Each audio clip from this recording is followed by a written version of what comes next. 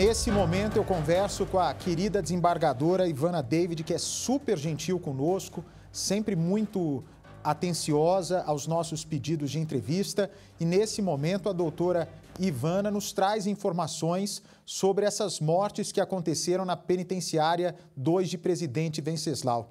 Desembargadora, doutora, boa noite, prazer falar com a senhora ao vivo, minha amiga. Que informações que a senhora tem que podem aí nos ajudar a entender melhor o que aconteceu dentro da penitenciária, como esses presos que estão no local de segurança máxima tiveram contato entre si, tiveram acesso possivelmente a uma faca que teria sido utilizada para esses assassinatos. Boa noite, bem-vinda. Boa noite, Bate, a todos que nos acompanham aqui no Cidade Alerta. Pois é, né? Esse é o grande desafio hoje, depois das 2 horas da tarde, onde, segundo as informações, e nós temos aqui em São Paulo, né, uma delegacia especializada em crime organizado, que fica no DEIC, onde 2 presos, né, presos que foram presos pela Polícia Federal lá em 2023, acusados de serem aí, né, estarem estruturando, né, um crime envolvendo o ministro Sérgio Moro, o nosso promotor de justiça Gaquia e outras autoridades, inclusive, né, o presidente da Câmara de Deputados, o presidente do Senado, sempre envolvendo, né, a facção criminosa que queria, de alguma forma, conseguir soltar o seu líder, aquele que sempre nega que é líder, que seria o Marcola. Chama a atenção porque tanto a P1 como a P2, né, são considerados presídios de segurança máxima. Então, tem pontos que, logicamente, a Polícia Judiciária vai ter que investigar, né? Primeiro, né, como presos saem ao mesmo tempo para o banho de sol logo depois do almoço. E o desafio maior é como eles tinham uma faca, né, quando nós sabemos que é absolutamente proibido, né, qualquer tipo de instrumento corte ou até contundente dentro, né, dali do convívio dos presos. Outra coisa que chama atenção, Bach, é 3 presos se apresentarem rapidamente como os autores do crime. Dentro do presídio, a gente sabe que tem os famosos lagartos, né? Que são aqueles que se apresentam, né, chamando ou comprando a autoria de um crime exatamente na ideia de evitar uma investigação mais profunda. Tudo isso que está acontecendo lá chama a nossa atenção porque não é comum, né, no sistema penitenciário do Estado de São Paulo, o maior sistema penitenciário desse país. Doutora, para a gente entender melhor, eu sei que a senhora está falando que pessoas que podem não ter culpa estariam assumindo essa ocorrência a mando de alguém, talvez. Mas só para a gente entender, nesse tipo de presídio, este pavilhão, só ficam detentos do PCC ou há detentos de outras facções também? Então, Bach, a gente que estuda esse tipo de sistema, né, sabemos que no estado de São Paulo, a facção que predomina e domina o estado é o PCC. Quando a gente estuda um mapa de segurança pública do Ministério da Justiça, um relatório que saiu nos últimos tempos, o estado de São Paulo é o único estado da federação que só tem uma facção criminosa, que é o PCC. Então, a impressão e o mais comum é que naquele presídio considerado de segurança máxima, pelo menos naquela ala onde estavam esses presos, só tenha presos do PCC. Porque os presos de outras facções não têm convívio com o PCC e, por segurança, ficam em presídios separados. Certo.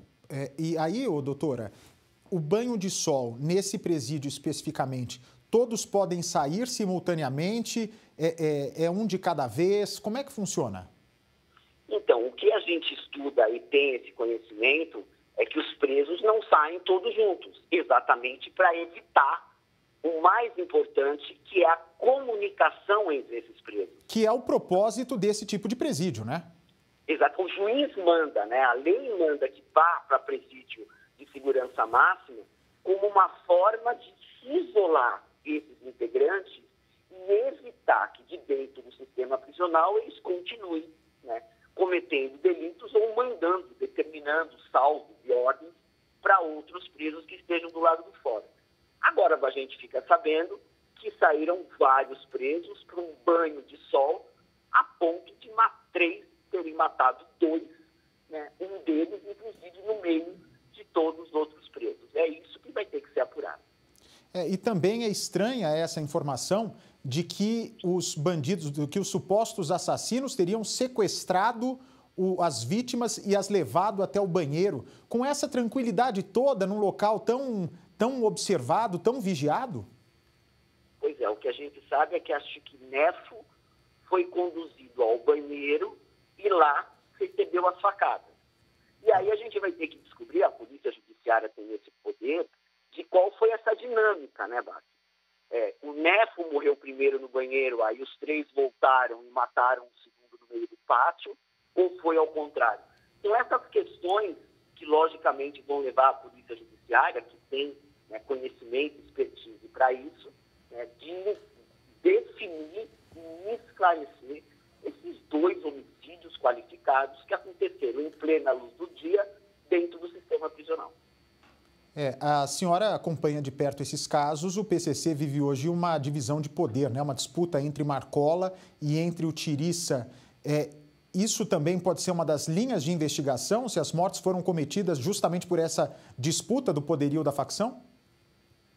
Pode ser uma linha de investigação, mas o que mais está aparentando para aqueles que já estão mais próximos desses fatos é que os 2, né, o Nefo e o outro agora morto, né, o Rê, quando foram chamados naquele inquérito da Polícia Federal que investigava aquela ameaça geral de morte, aquele salve geral de morte que envolvia o Sérgio Moro, envolvia o Gaquia e outros, naqueles depoimentos eles teriam falado demais. Dentro da facção, dentro do PCC, existe um estatuto onde você não pode falar sobre a facção, como ela funciona, qual é a liderança. Esse movimento que existe todo no PCC. A notícia que se tem é que eles falaram demais naquele inquérito e agora estariam sendo mortos pela facção. Agora, eu pergunto para a senhora, doutora Ivana, que é desembargadora, ainda é muito cedo para fazer qualquer tipo de afirmação, mas inevitavelmente deve ser investigada a participação de funcionários do presídio nesse caso. Facilitação, por exemplo. Com certeza, com certeza.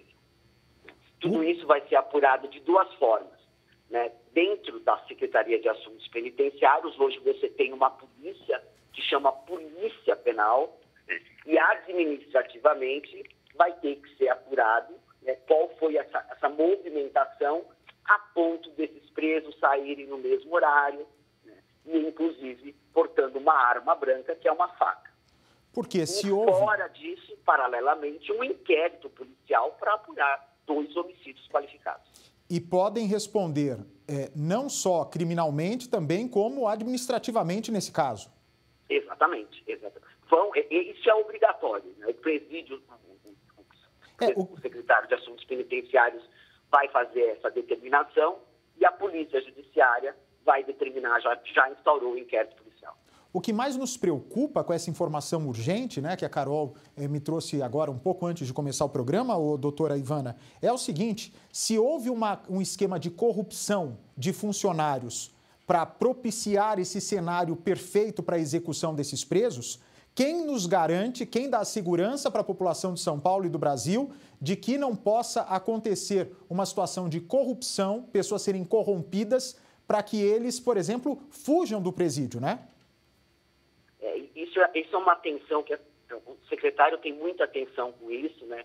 Existe muito controle dentro dessa polícia penal, uma polícia gigantesca que passou a ser polícia penal há poucos anos, porque até então eram guardas presídios, né? E que tem todo um controle, inclusive por concurso, desses funcionários. Logicamente que isso, né, vai ser apurado sempre de forma muito rígida pelo secretário para detectar eventual, né, ponto de corrupção no sistema prisional. Você sabe, os nossos ouvintes sabem, né, que São Paulo hoje tem aproximadamente mais de 200 mil presos dentro do sistema prisional, onde são 182 unidades né, em todo o estado de São Paulo, o maior sistema prisional desse país.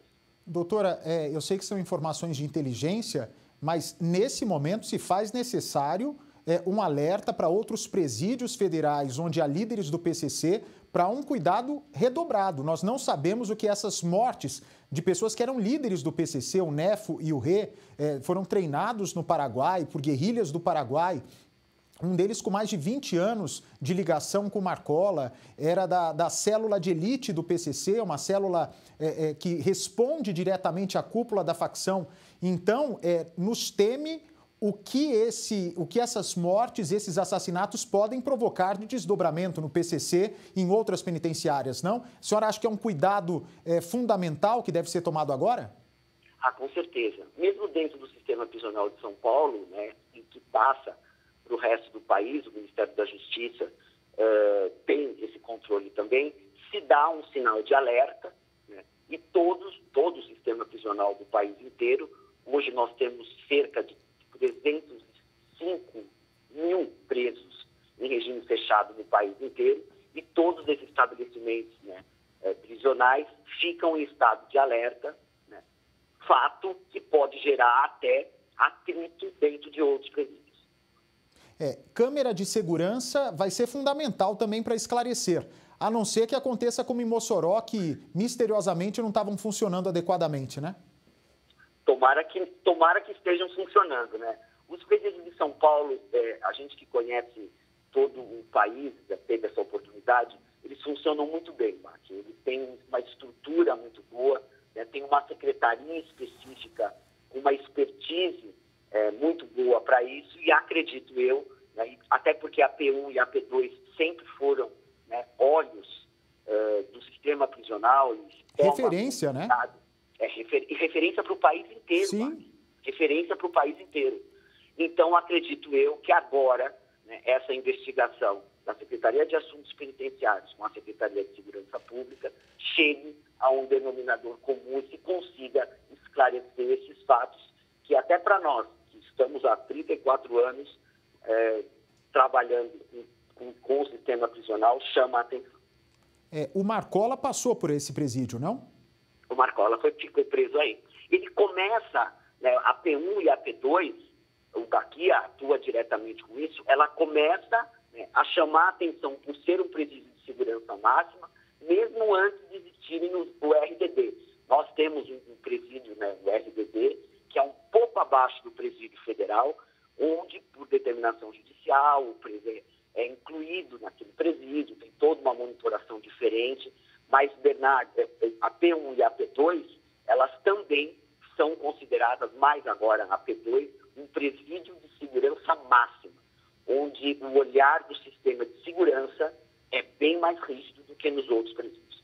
Você que está chegando agora aqui na Record, boa noite, são 6h29, estou conversando com a desembargadora doutora Ivana, que é referência no assunto aqui em São Paulo. 2 envolvidos do PCC que tramaram o sequestro de Sérgio Moro e de outras autoridades que foram presos numa operação da polícia em março do ano passado, foram mortos hoje na penitenciária de Presidente Venceslau II, no interior de São Paulo. Doutora Ivana, eu lhe pergunto o seguinte, a partir desse momento, não se faz necessário também um mapeamento de vazamento de informações entre eles? Esses 3 que pediram a autoria, reivindicaram a autoria desse assassinato, misteriosamente também, né? Porque é muito estranho alguém cometer um crime como esse dentro de um presídio e já se apresentar à diretoria como sendo os responsáveis. Mas quais tiveram contato com esse pessoal que pode ter passado algum tipo de recado que coloque em risco a nossa segurança aqui fora? Com certeza, né, Bach? Porque isso, dentro da linguagem, é uma missão que foi passada. Então, foi passado um salve onde o PCC autoriza matar os membros ali que no olhar dele teria falado demais quando foram ouvidos pela polícia.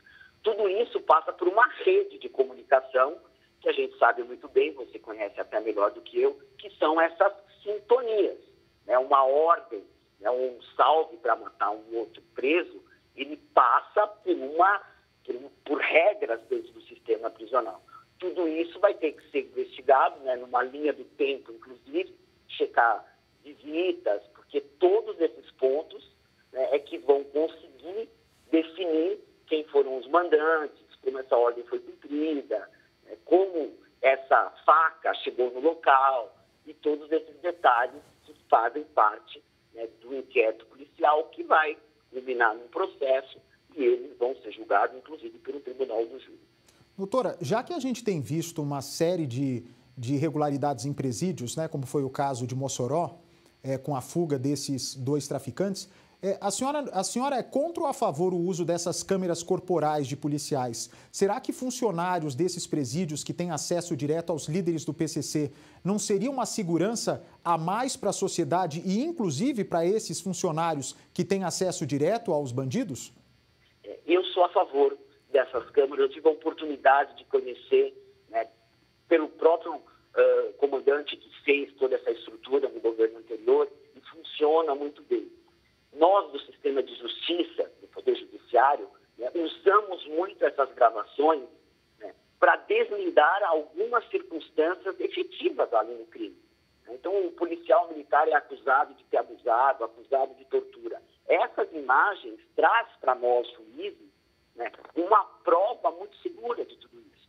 Naquela portaria do Ministério da Justiça e Segurança Pública, no comecinho do mês passado, que define e orienta o uso das câmeras corporais, ela inclui, inclusive, a Polícia Penal, onde eles também, quando, né, estão trabalhando, devem usar a câmera, assim como o policial militar, assim como o bombeiro, assim como a Guarda Civil e todos aqueles, né, que estão envolvidos diretamente com a criminalidade do nosso país. Até porque essas câmeras já inocentaram vários policiais. Então, para o policial que anda na linha, que é honesto, ele tem isso como uma forma de segurança, da mesma maneira que a senhora é desembargadora e tem as suas audiências gravadas. Ou seja, se a senhora está agindo dentro da lei, dentro do que a sua profissão pede, não há o que esconder. Concorda comigo, doutora? Sem qualquer dúvida, sem qualquer dúvida. Isso é muito comum em qualquer lugar do mundo. Todas as polícias usam esse mecanismo. E hoje nós vivemos um mundo tecnológico. Nós não vivemos mais aquele mundo onde a prova testemunhal valia mais do que tudo. Hoje, se o policial não grava, alguém grava. E é melhor o Estado ter a prova segura e íntima do que amanhã ter que pegar uma gravação toda editada e não raras às vezes imputando a um policial uma conduta que ele não praticou. Alguém grava. A vida hoje, ela é toda monitorada, e se o policial não gravar, a vizinha grava, a testemunha grava, a rua grava, alguém grava. Então, nada mais seguro que o próprio Estado gravar. Até porque, nesse caso do presídio de Presidente Venceslau, esses funcionários que tiveram contato diretamente com os presos, por mais que não se tenha nenhuma imagem ali que retrate algo diferente, né, algo que desgaste a carreira deles dentro desse presídio, acabam sendo vistos com outros olhos pela direção, né, doutora? Inevitavelmente, são os que estavam de plantão no horário. Então, muitos inocentes podem acabar sendo punidos ou até sendo modificados de função daqui a um tempo sem saber, apenas pelo simples fato de desconfiança. Então, se você tivesse esse material gravado, seria uma prova cabal importante, inclusive para os profissionais, principalmente para os profissionais honestos, que conseguiriam ser separados do que os que provavelmente ou possivelmente podem ter sido corrompidos dentro do presídio. Sem sombra de dúvidas. O policial penal, ele vive inserido no sistema prisional. É uma função muito desafiadora. Ele está muito próximo do criminoso e passa o dia inteiro, né, dentro do seu plantão, dentro de um presídio. A gente fala brincando e não é brincando que o policial penal, ele praticamente está preso e só vai dormir na casa dele. E claro que a Polícia Penal tem todo o interesse, né, de definir essa circunstância até para se defender de eventuais acusações de corrupção ou de algum outro problema que esteja acontecendo num presídio tão sensível como é a P2 de Presidente Venceslau. Eu tenho certeza que o próprio secretário de Assuntos Penitenciários, né, que é uma pessoa séria, com certeza vai definir isso e esclarecer. Mas imagem, nesse mundo que nós vivemos e que nós estamos inseridos, sem sombra de dúvidas, é muito importante como um meio de obtenção de prova. Porque se eles acabam sendo convidados a se corromperem dentro da prisão, cabe a esse agente depois fazer a denúncia do preso. E se ele faz a denúncia, ele pode ser marcado para morrer por esse detento. Se o policial penal tiver com essa câmera, primeiro, o criminoso vai ficar constrangido com a situação e, segundo, obviamente, ele vai saber que imediatamente o supervisor do horário vai estar acompanhando em tempo real aquela tentativa de suborno e vai tentar inibir. Agora, doutora, um caso como esse, de matança de líderes do PCC num presídio federal, dificilmente, por exemplo, uma figura como Marcola não teria ciência do que estava prestes a acontecer. A senhora não acha que também justifica uma apuração conjunta com outras penitenciárias para confrontar imagens, para fazer ligação de dados?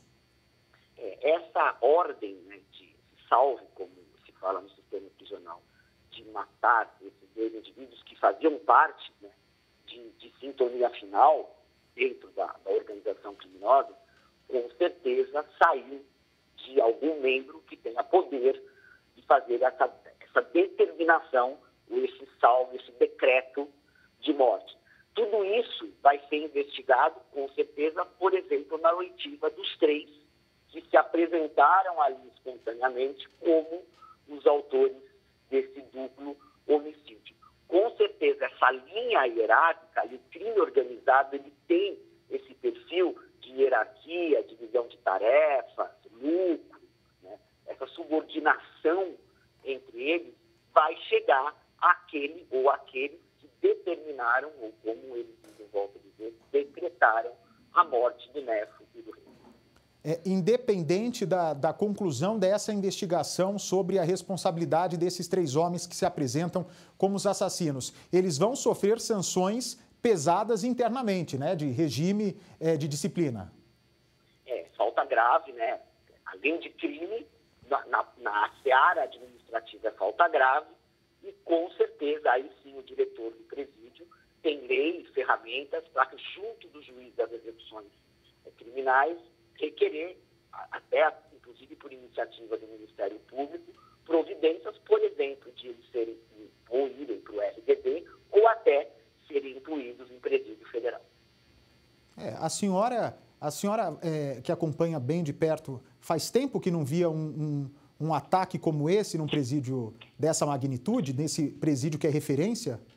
Sim, aqui em São Paulo, a gente fala até que o mar estava bem calmo. É verdade. Para a estrutura de preso que nós temos aqui no estado de São Paulo. Você acompanha tudo isso há anos, junto comigo, e sabe do movimento e do tamanho que é o sistema prisional do estado de São Paulo. É o maior do país e falo isso com toda certeza. E a gente fala, brincando, que o mar estava muito calmo.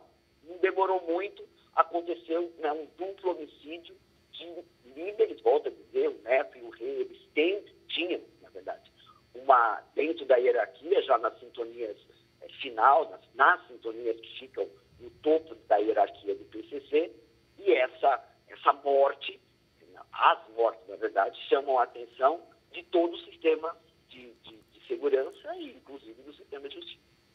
A segurança também, a inteligência falhou também, doutora?